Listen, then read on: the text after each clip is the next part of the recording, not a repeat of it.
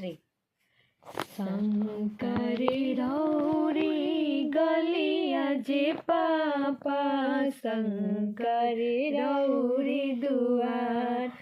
शंकरे रौरे गलिया जे पापा शंकरे रौरे दुआर हाथिया आई है पियासले बाबा पोखरा दाना खानावार हाथिया आई है पियासले बाबा पोखरा दाना खानावार काही उनकर खाई निये पापा काही रखनी उधार काही उनकर खाई निये पापा काही रखनी उधार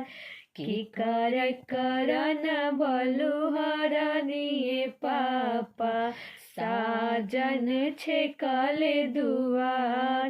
की करन बलुहरनिये पापा साजन छेकले दुआर।